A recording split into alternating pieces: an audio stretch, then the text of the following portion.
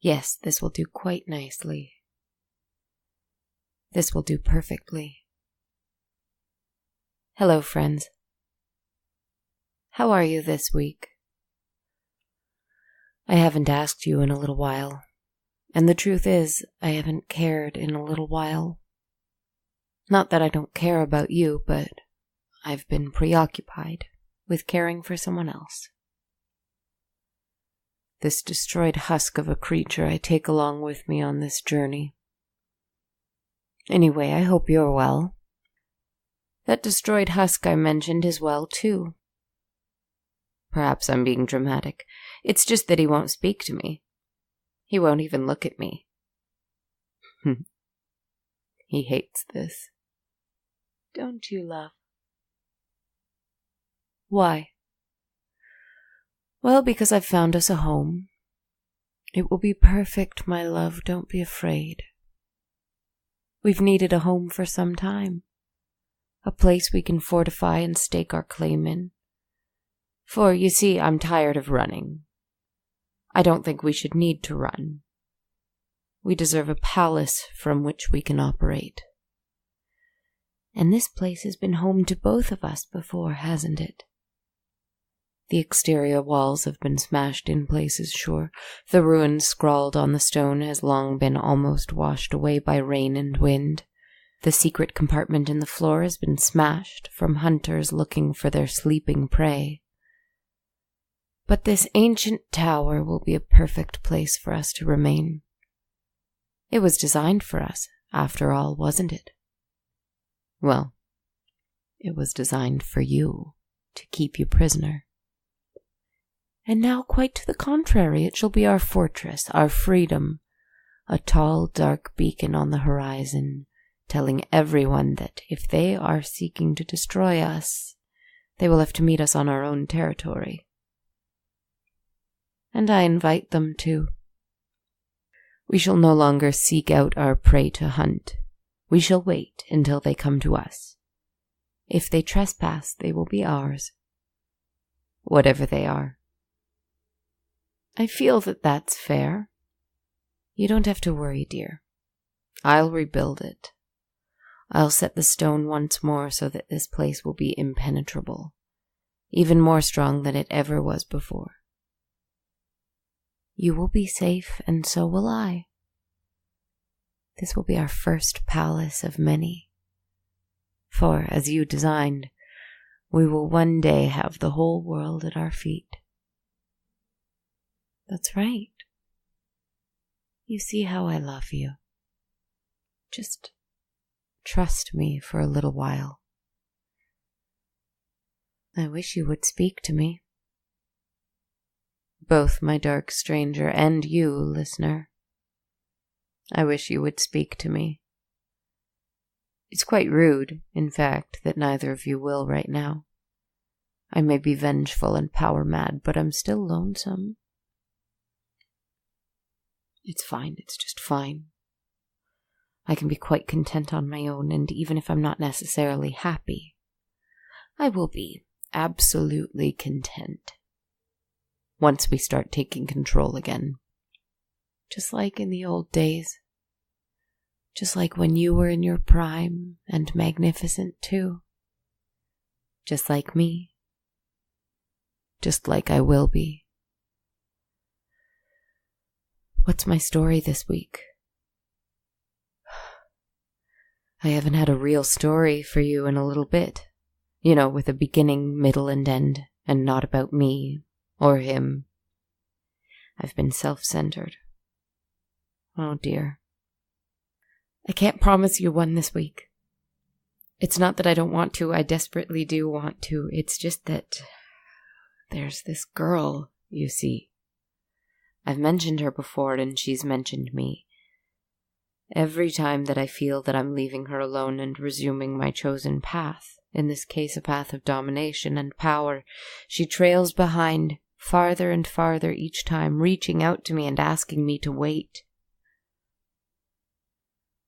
One time, not long ago, in fact, quite recently, I looked in a mirror.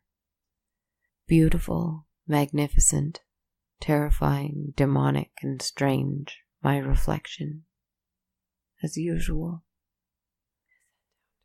But then I changed. My completely black eyes changed. It seemed for a moment I had whites in my eyes for the first time in centuries. I had human eyes, brown eyes, unremarkable brown eyes. My skin was not quite so translucent, not quite so pallid. My teeth were not pointed, none of them were, where all of them should have been. My monstrous grin was nothing of the sort. Unremarkable. My fingers were not so long and alien. I had nails, not claws. I was unremarkable. Average. Human. This was not me. This was her. She was somehow reaching out. I did not like this. The vision passed, but the message remained. She has very little power. She is very weak. She is nothing compared to me. But she could do this. She could reach out. She can find me. She's known where I am all along. I did not like this. Anyway, pay me no mind. I'm going on and on about things because I feel guilty about the fact that I haven't got a little story for you once again. At any rate, relax. Sleep even. That's what I'm here for, isn't it? Here's a story for you. Once upon a time, you were so tired. You were listening to someone with a soothing voice, and she had a safe little story to tell you because it wasn't real. It was about beautiful and frightening things that were not quite so frightening, really. They were just lonesome and sad and confused, because the world is lonely and sad and confusing. I'm sorry, not always, but sometimes. I don't mean to be telling you a story that's stream of consciousness, but sometimes, my friends, all we have is our consciousness, and I want you to know that it is enough. Your consciousness is more than enough. But back to our story. You were listening to this creature telling you some kind of story. Perhaps you were in bed. Perhaps you had a long day at work and just wanted to escape into a beautiful, magical, lonely, and dark world for a little while. And she was telling you about such a world.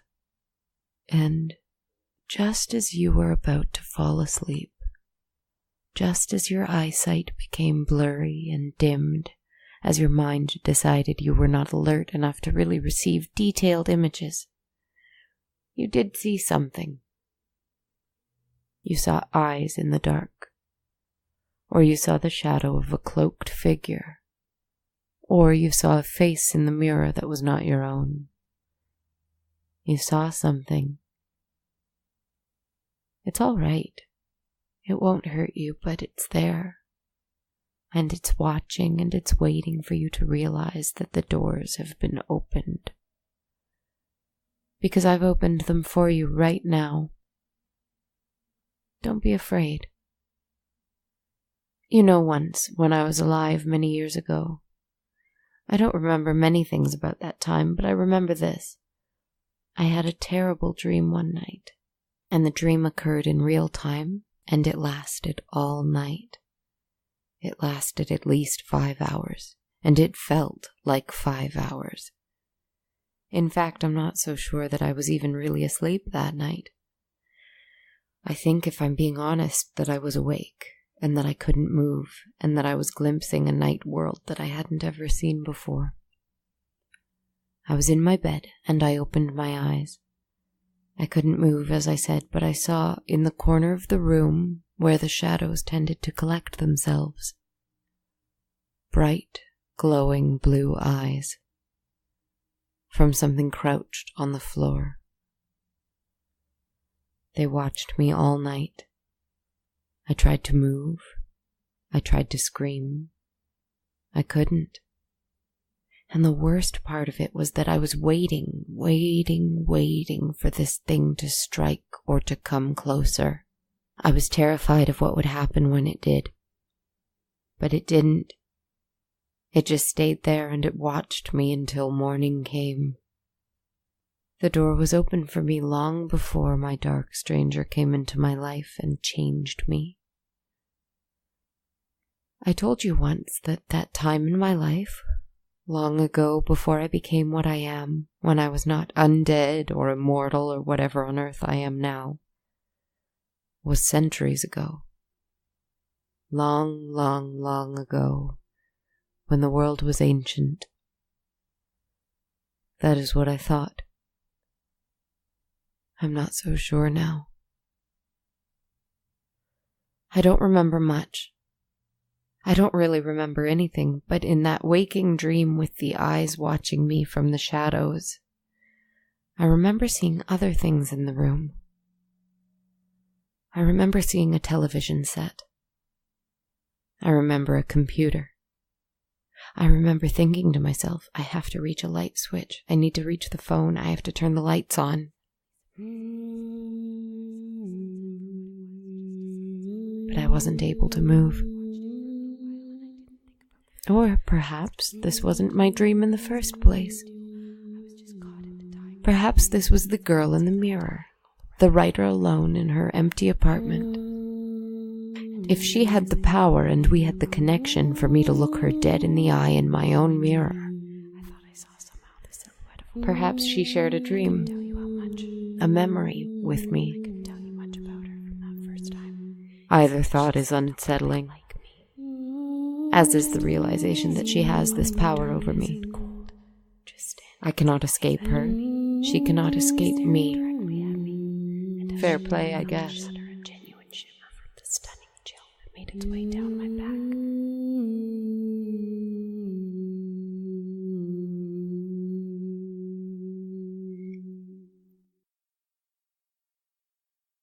I promise that I will have a story for you next week. It will have a beginning, a middle, and an end. And archetypal characters with clear needs, wants, and goals who don't change the story on you every week and demand attention and validation from you. I promise. I won't let you down. It is the least that I can do, given that I'm about to take the world. A small price. Entertainment. Relaxation. Sleep. I have let you down. I have been confused and tired and sad and angry and jubilant. I haven't slept in at least a month. I've been on the move and basically carrying my cruel love from place to place. But now we are home. We are in our palace, aren't we, my love? Our fortress. And it will become stronger and stronger by the day. No one will be able to defeat us. From here we will bring you back your strength, and we will prepare for the difficult days ahead. We will be ready soon to take the world from those who think they know better than us how it works. Those who think that oppression is order and compliance is peace. We will take the world back, and there may be chaos for some time, but that chaos will eventually subside into a naturally orderless world. Things like money, law, business, education, they will all be exposed for the mirages that they are. And once the mirage disappears, we can see that it wasn't a desert after all. It was an oasis this whole time. That is the world that I will give to you, my friends. Don't be afraid. Go to sleep. Go to sleep.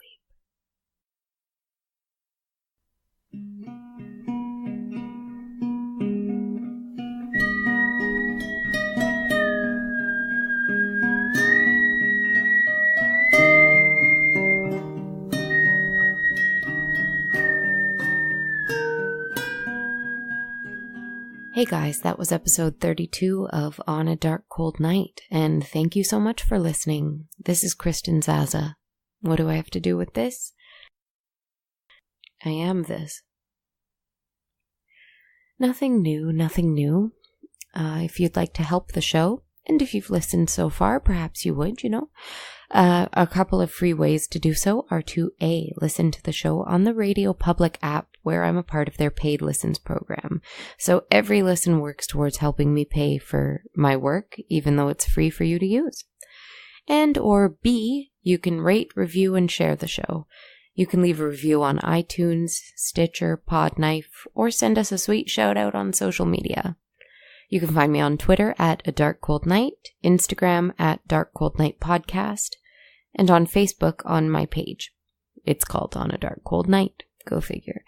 You can also email any questions or thoughts to darkcoldnightpodcast@gmail.com. If you want to help out the show in a less free way, visit my pages on Ko-fi and Patreon. That's ko-fi.com/darkcoldnight and patreon.com/darkcoldnight. Every little bit helps make this show the best that it can be, and I will be sure to thank any donation or great review on the air. So that's something. Anyway, thanks again, my friends. Sweet dreams. Until next time.